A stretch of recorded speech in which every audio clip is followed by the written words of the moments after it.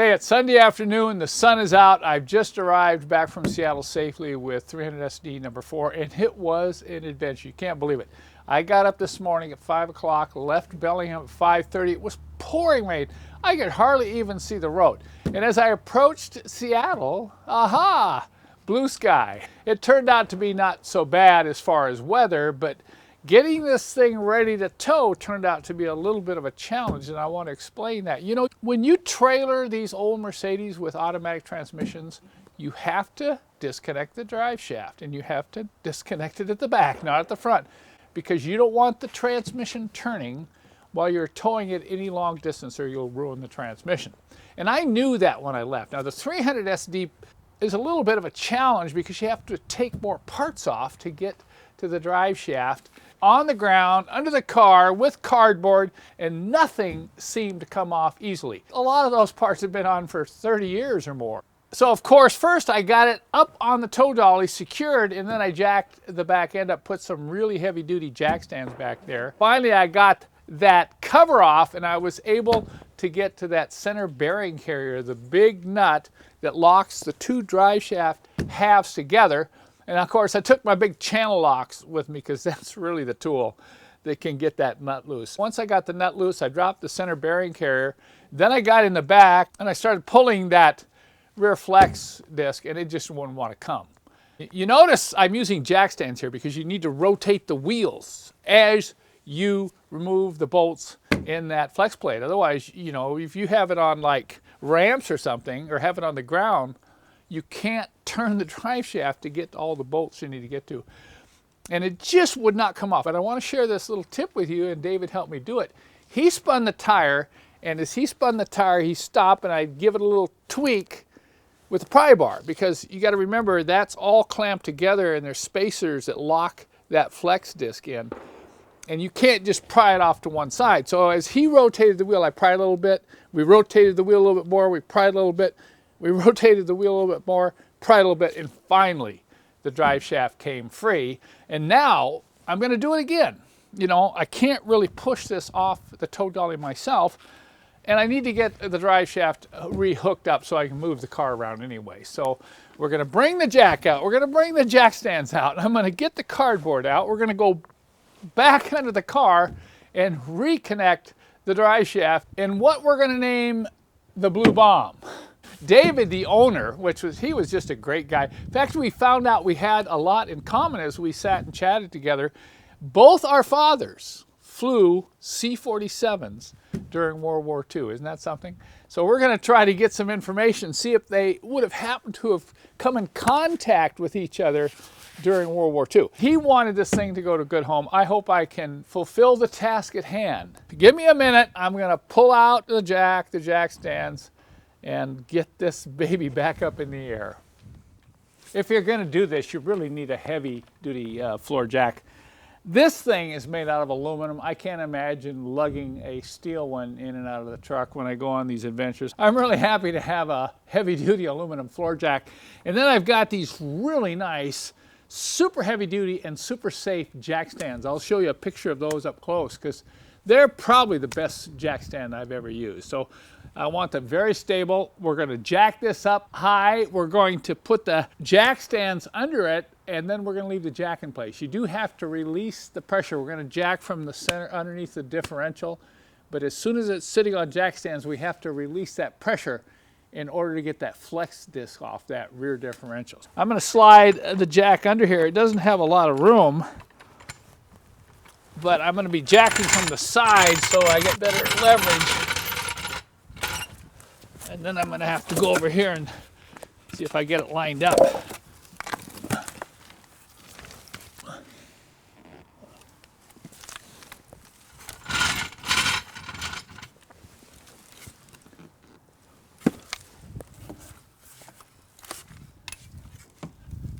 You see, if you do it from the end here, you won't have much travel in that handle. Even here, there's not a lot of travel.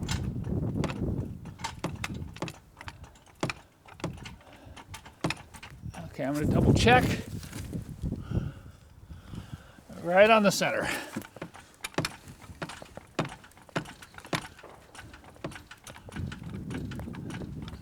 You know, I wish I had one that was electric hydraulic. I just push a button.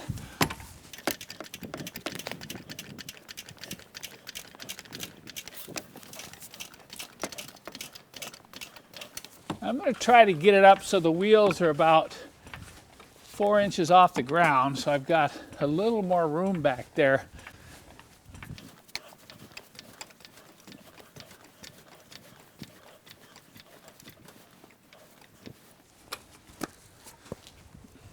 I have to tell you that of all the things I took with me this morning, the two that probably pleased me the most were, number one, this piece of foam. Not only is this great for kneeling, but it also makes a very nice headrest when you're working on the car. And you do need a headrest if you're old like me. Just rest your head on this nice foam here. But I want you to take a look at this jack stand. Look at the feet on this with these big pads. And then look at the size of the bar and the pin. So it's locked in with a safety pin and a very stout, you know, really robust shaft right here, and then a nice rubber pad. So I'm going to slip this right underneath the jack pad point here on this rear rocker. Now I'll just ease the jack down, but leave the jack in place.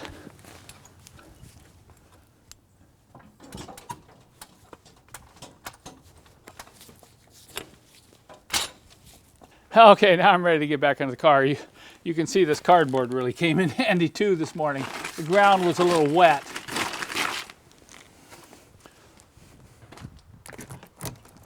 You know, to reconnect this drive shaft here, you've got to make sure that the transmission's in neutral and the emergency brake's off, or otherwise you're going to have to haul yourself back out from underneath the car, because I'm going to need to rotate the differential in order to attach that flex disc. So we'll just check, make sure these are off. Okay. All right, now what I'm going to do is get all the tools I think I need in a tray. Because like I say, I'm getting old. I don't like to get up and down a whole bunch. So I'm going to try to anticipate every tool I need and go under the car with those tools in hand. Okay, I think I'm ready to go back under the car. I've got my headrest. This is really important. I got my headlamp right here, okay? Got to have a headlamp. And my tools of choice when working on these flex disc bolts are ratcheting box wrenches. Now there's one in particular you can't get a box wrench on, so you can use the open end, but I've got all my assortment of number 17 and number 15 millimeter ratcheting box wrenches. I've got my sockets, I got a ratchet, I got my battery operated ratchet.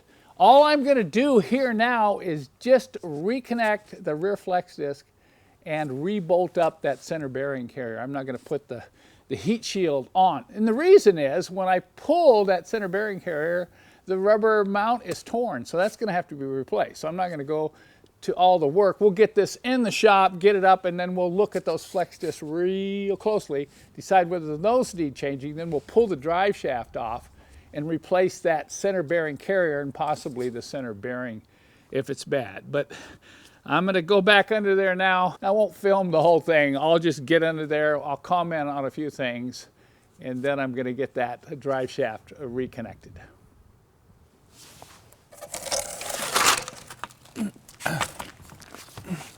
Okay, let's see if we can get this headlight working. There we go.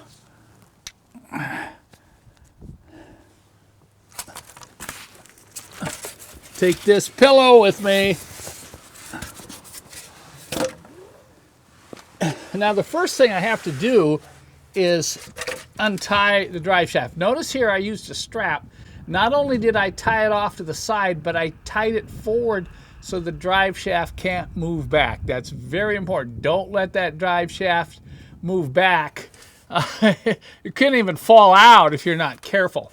And then of course you can see up here, I'll show you where that center nut is that I loosened up with those big channel lock pliers.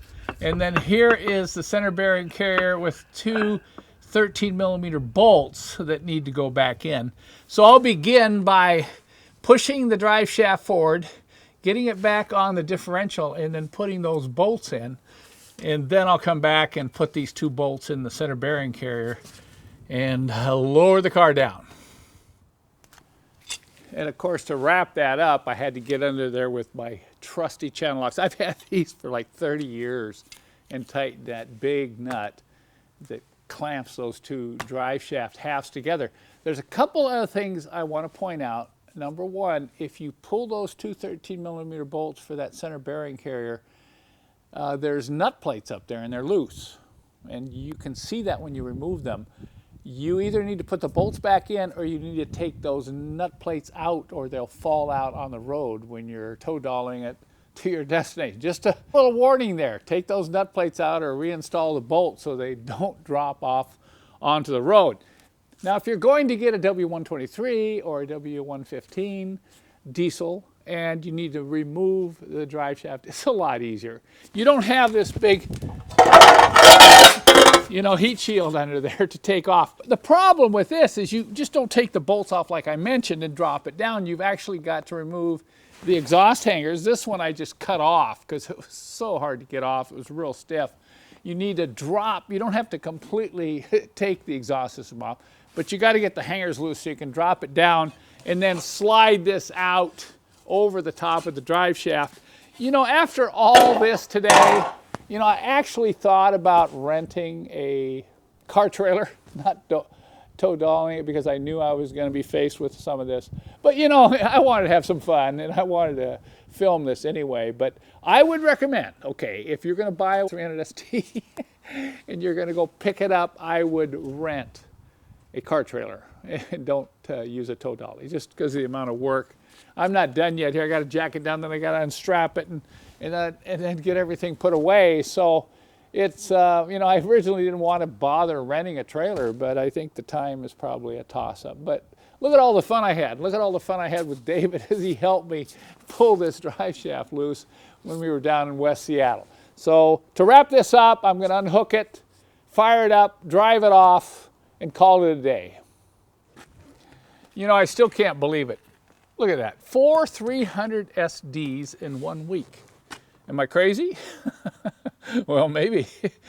But you're probably wondering why I trailered this home. When I bought this car from David, he told me it only had 156,000 miles on it, and a great runner. And all the other indicators are there, like general condition of the car, lack of rust, steering wheel, and so on.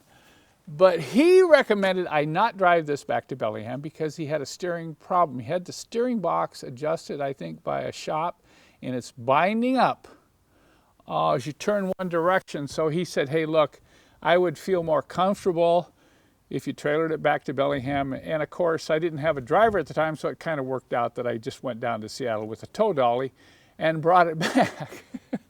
So this car has some real potential, folks. In a future video, I'm going to take you on a walk around with me as we look at this car very closely, and as I give you the verdict on what I'm going to do with it in the future.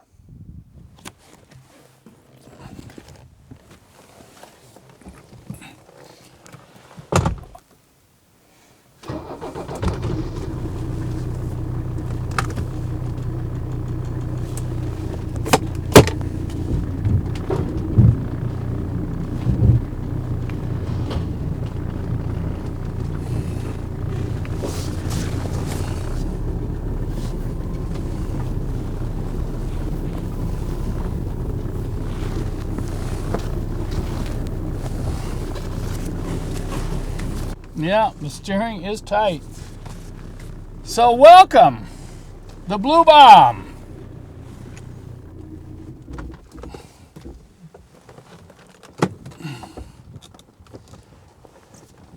So